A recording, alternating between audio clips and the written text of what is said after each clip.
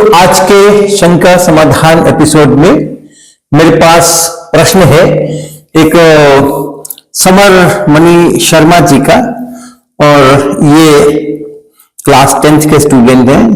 I am a class 10 student from MD international school Bijnor.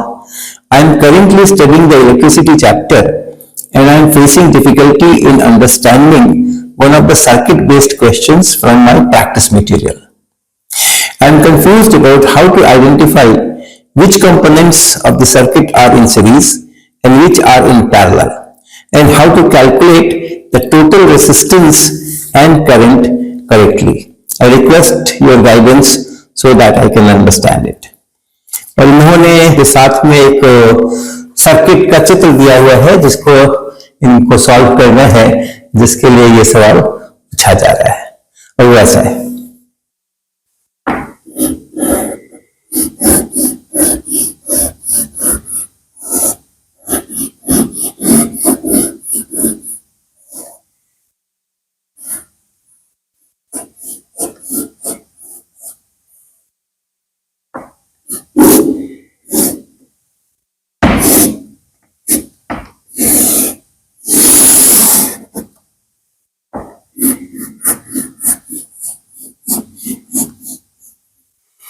Resistance दे रखे हैं 6 ओम यहां, 4 ओम यहां, और 10 ओम यहां, और 7 ओम यहां, और 24 वोल्ट की ये बैटरी है।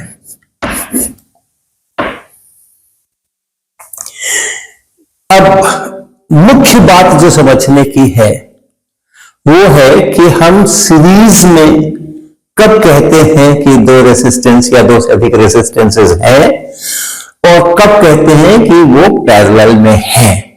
यही बताने के लिए ये आज मैं यहां पर हूं। सवाल तो बन ही जाते हैं, कोई बड़ी बात नहीं है। तो जब हम कहते हैं कि दो रेसिस्टेंसेस सीरीज में हैं, तो हम कुछ ऐसा चित्र बनाते हैं,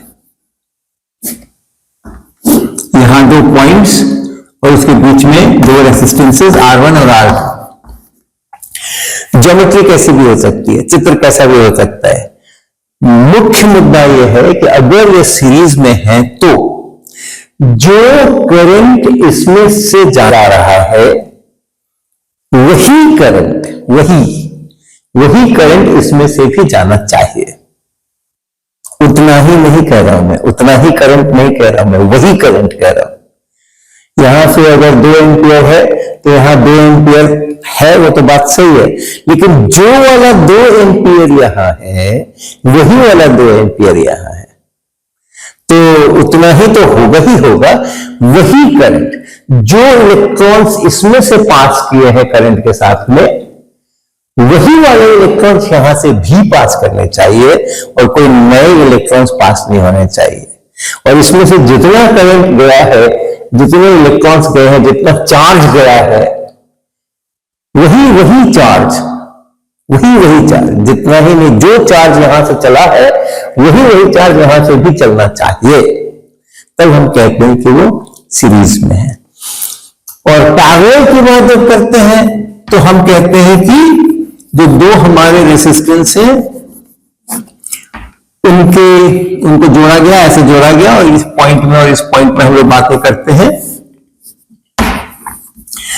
तो जो दो जोड़ है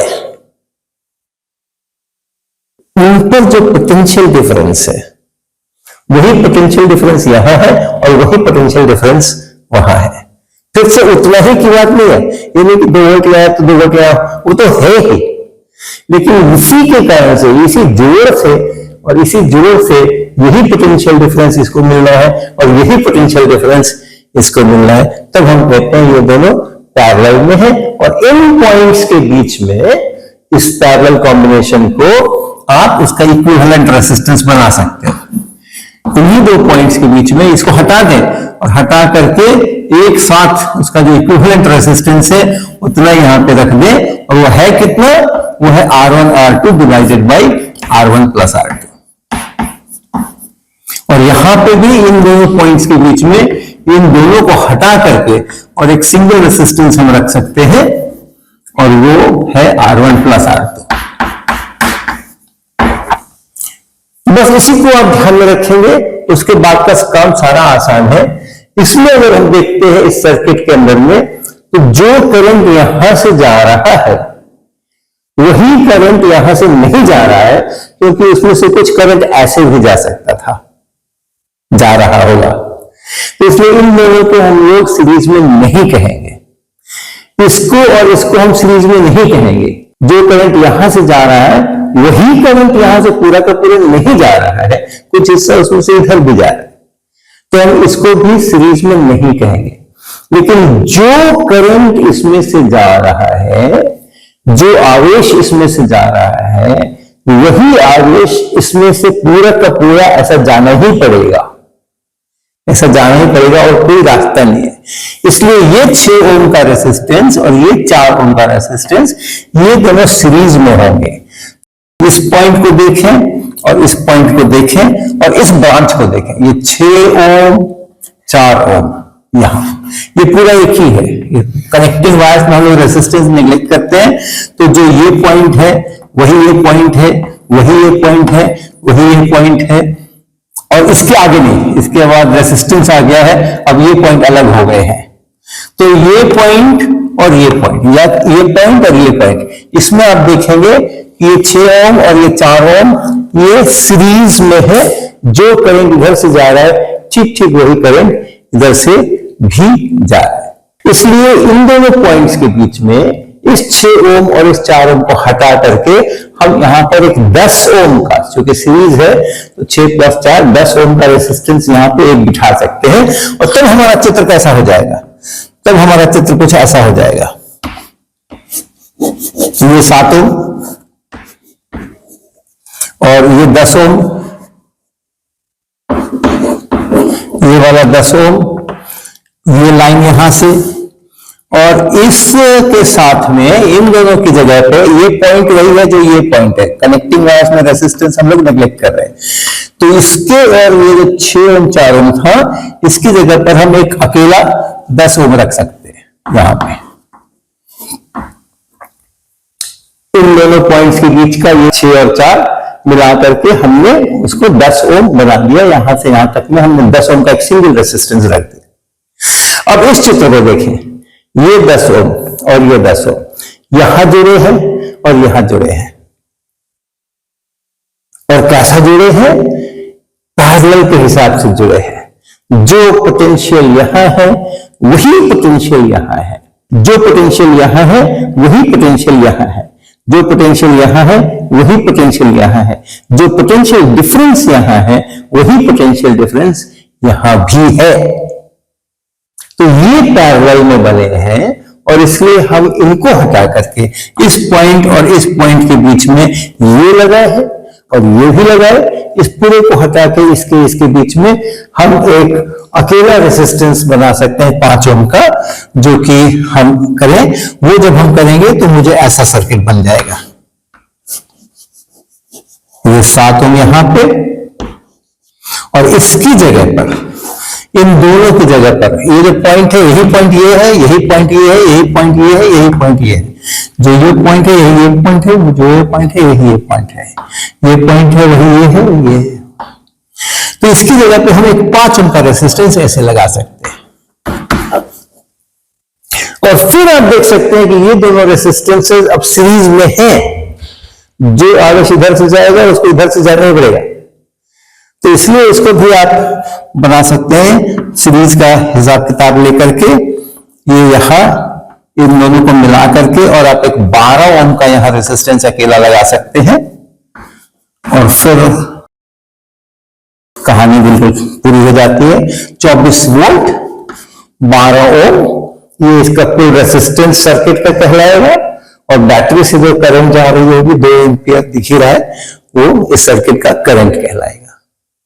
तो इस तरीके से हम सीरीज और पैरेलल में कौन है कौन नहीं है इसकी पहचान कर सकते हैं। लेकिन दूसरी बात यह है कि हमेशा सीरीज और पैरेलल को ही खोजना ये जरूरी भी नहीं है। ऐसे भी सर्किट आपको दिए जा सकते हैं, आपके सामने आ सकते हैं, जिसमें कि आपको नहीं दिखेगा कि कौन किसके साथ में सीरीज में है या कौन किसके साथ में पैरेलल में है।